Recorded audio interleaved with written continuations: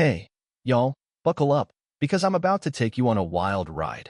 One that started with a shiny new car and ended with a neighborhood showdown that blew up the internet. Picture this, a sunny Saturday morning in Pinewood Estates, a fancy little corner of San Diego where the lawns are perfect, the houses scream success, and everybody's got an opinion about everybody else.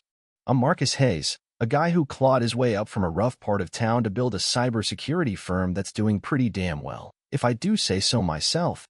This story's about the day I decided to surprise my son, Caleb, with a graduation gift, a sleek, midnight blue Porsche 911 convertible that sparkled like it was begging to be driven. Little did I know that car was about to light a match under some ugly truths about our neighbors, and man, did it burn bright. So, Caleb, my pride and joy, he's 22, just graduated from UCSD with a degree in software engineering, a 4.0 GPA, and a heart bigger than most.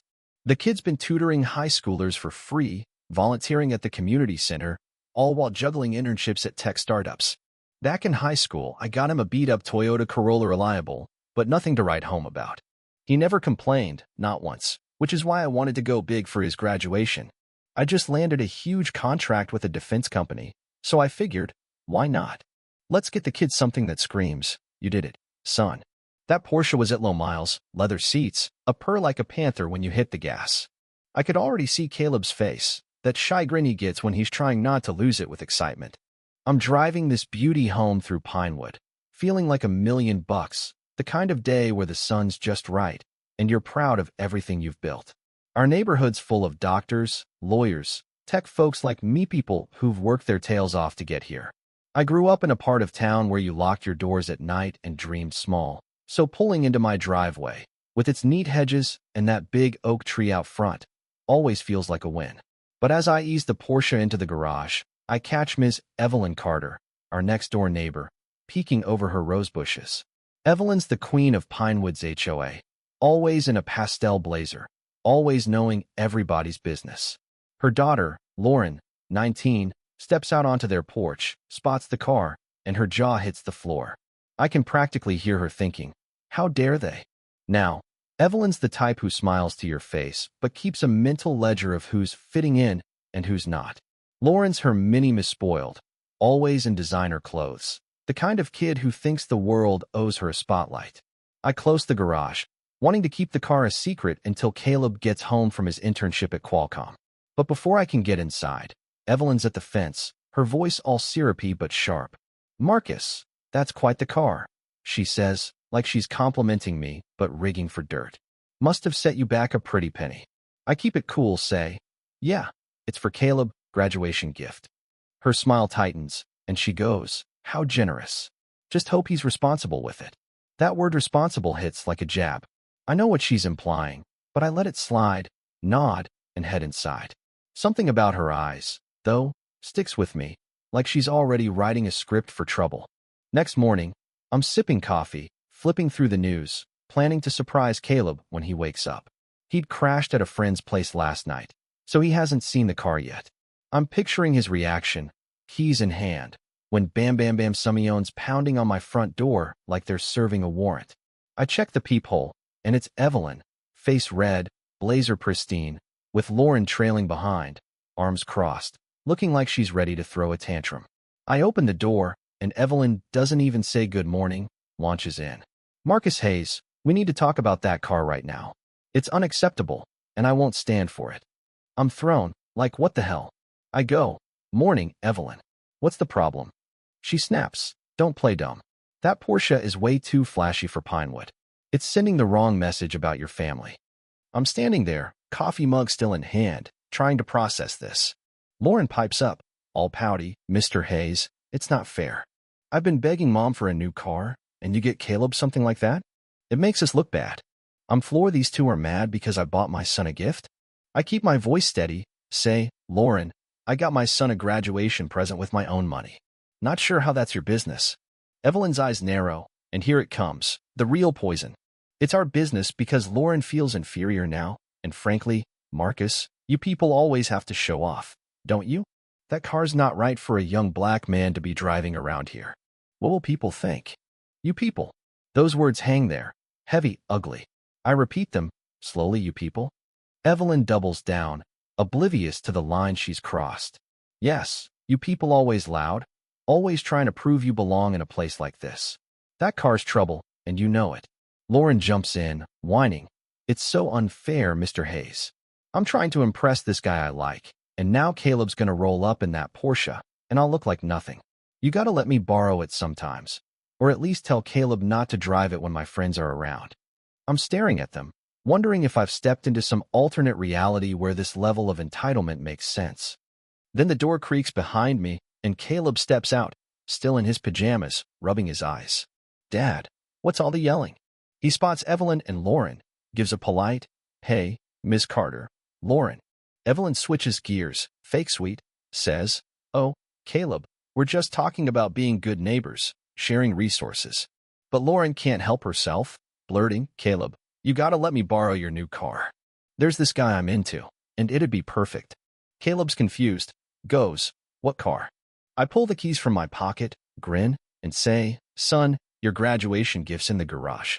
His eyes light up, and he bolts to the garage, Lauren trailing like she's scoping out her next prize. The garage door rolls up, and Caleb lets out this joyful, no way, Dad. This is mine.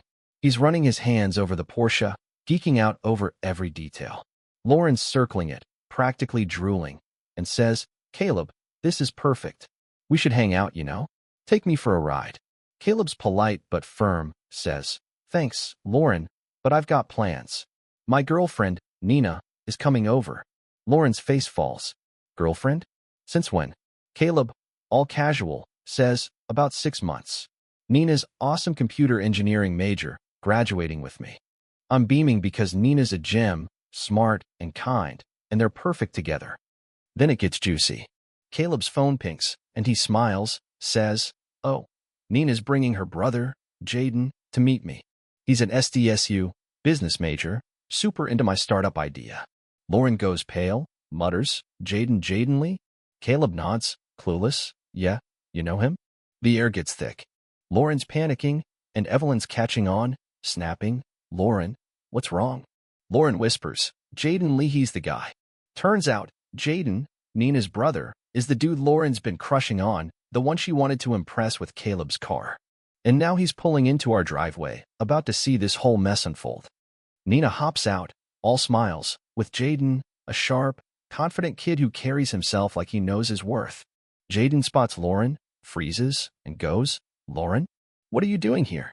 Nina's confused, says, Jaden, you know them? He nods, slowly, yeah, we met at a coffee shop near campus.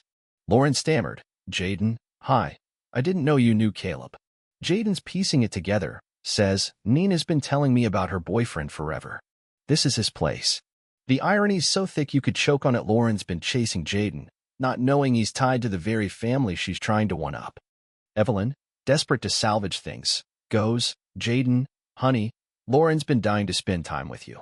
Maybe you could borrow the Porsche for a drive. I'm stunned she just called my son's car trouble for a black kid to drive. Now she's pimping it out for her daughter's crush? Nina steps in, sharply, why would my brother need to borrow someone's car? What's this about? Jaden Dunn, says, Lauren, I told you at the coffee shop I'm not looking to date. I was just being nice.